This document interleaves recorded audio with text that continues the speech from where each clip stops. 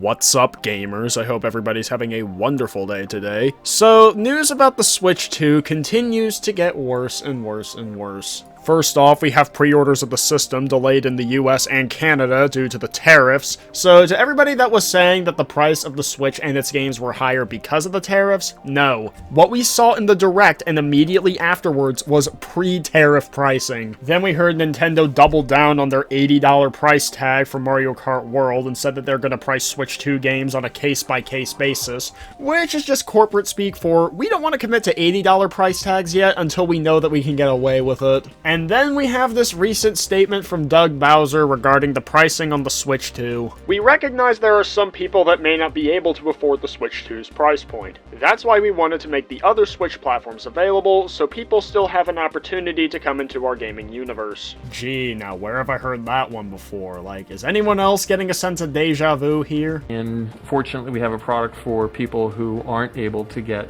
some form of connectivity. It's called Xbox 360. Yeah, they literally pull a fucking Don Mattrick. You know, maybe you should ask Microsoft how well that turned out for them when he did that shit back in 2013, because Don Mattrick was fired soon after that statement was made, and on top of that, I really don't think Xbox has fully recovered from the disastrous launch of the Xbox One. When you reveal a product that you expect people to buy, and people are criticizing issues with that product, like overpriced games, and your response to that criticism is just, oh, well, if you don't like it, well, then just buy our old shit instead. That doesn't really fill customers with confidence when you tell them not to buy your new shit. So I'm gonna make a prediction. If the Switch 2 ends up bombing, I guarantee within the next 12 months of the Switch 2's launch that he's gonna get fired. But of course, somehow, some way, people will find a way to defend this shit. Who is it? Well, I'll give you a hint. He looks like a mix between Gotham Chess and Jimmy Neutron. That's right. We're talking about Reforge Gaming, or as I like to call him, Retard Gaming, who somehow, in his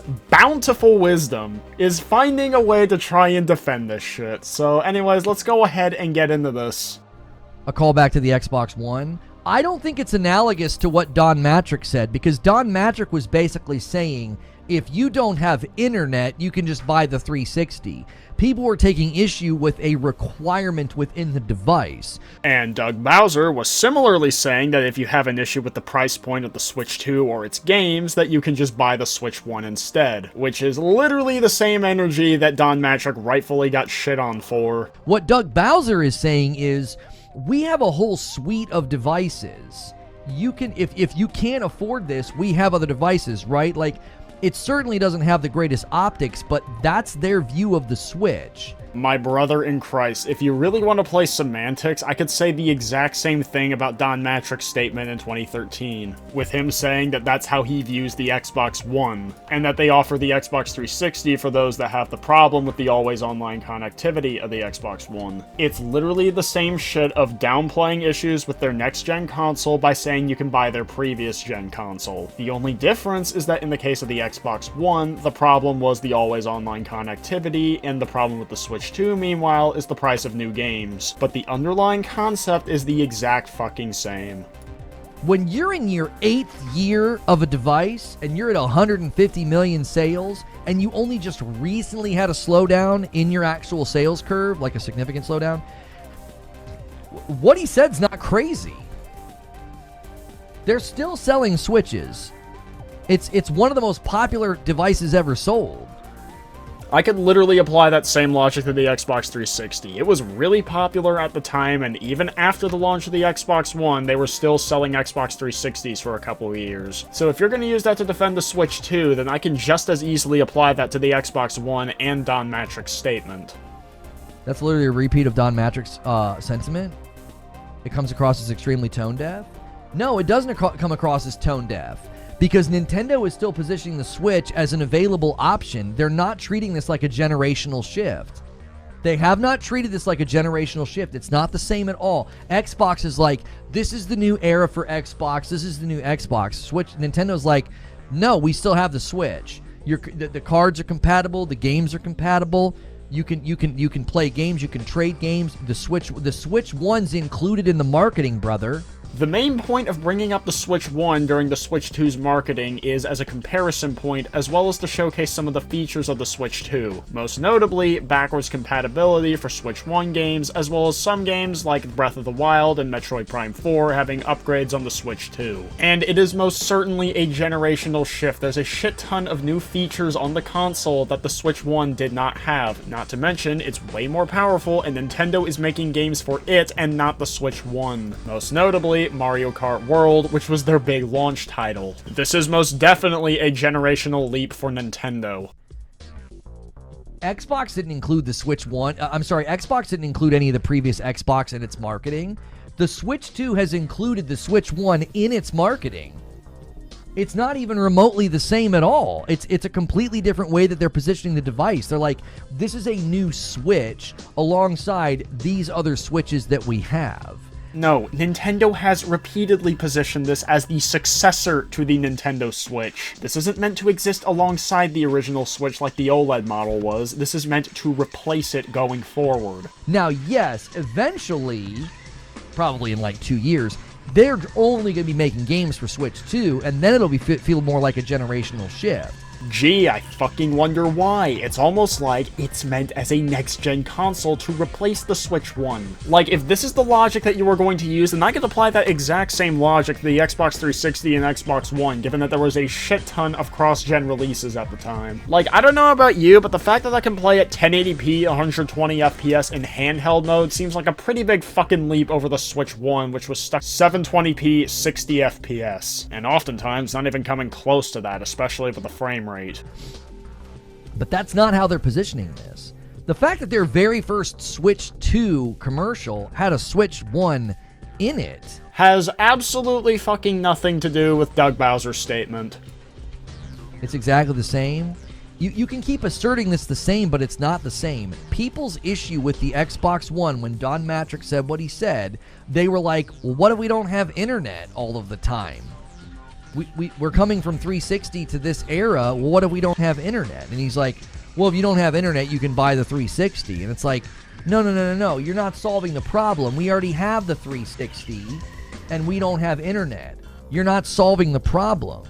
Oh, you mean like how Nintendo hasn't solved the problem of them upcharging their new games on the Switch 2 to $80 for no fucking reason? Or how they're charging for resolution and frame rate bumps to their games? Or how they're locking the game chat feature as well as a dedicated button on the controller behind a subscription fee? Like, I really don't know why you're so desperate to defend Nintendo that you're really gonna get this upset over this comparison. That's not what Doug Bowser's saying. Doug Bowser's not like, oh, well, yeah, if you don't have internet, you can just buy our previous device. It doesn't require internet. It's like, we already have your previous device. You mean like how a lot of people already have the Switch 1? About 150 million of us, to be more precise. He's saying, if you can't afford this, we have more affordable options within the Switch household of devices. Because again, they're not picturing this. They're not treating their console the same way.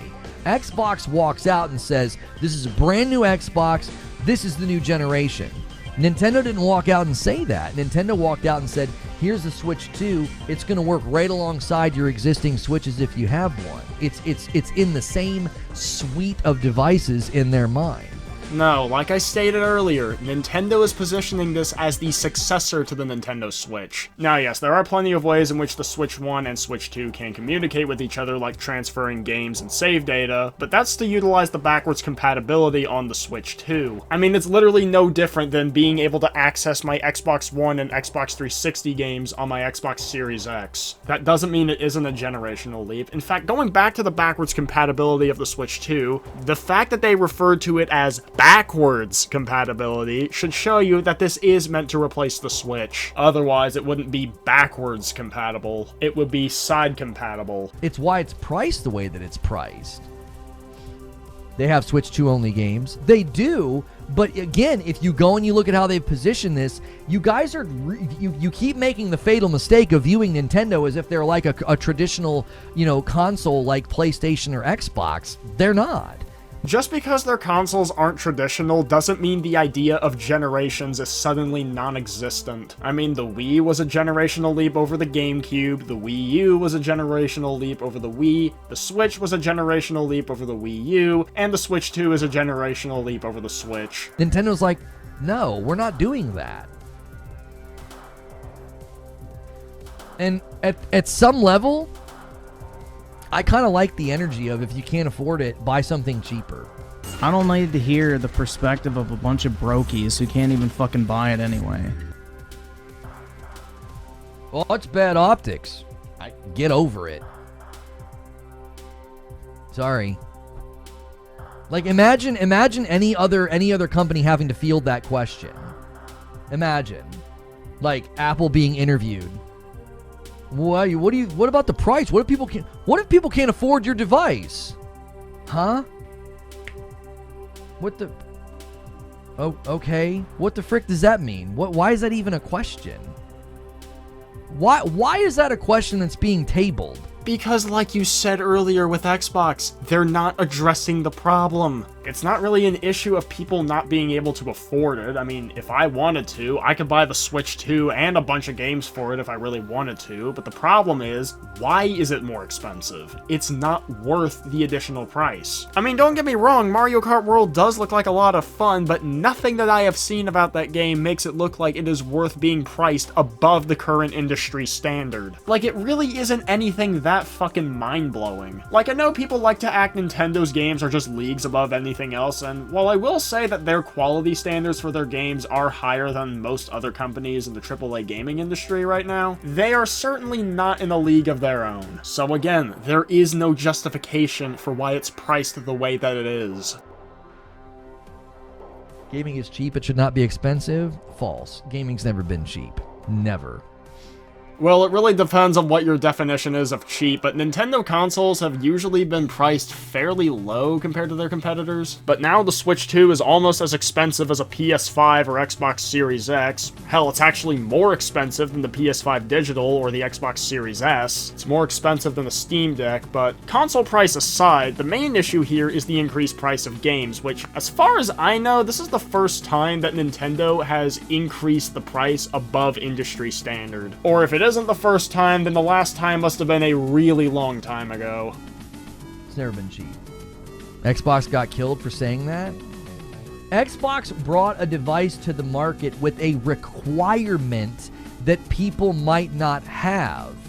When Don Mattrick said what he said, he wasn't saying, if you can't afford it, just buy our old version. He was like, if you don't have internet, we have a device that doesn't require internet.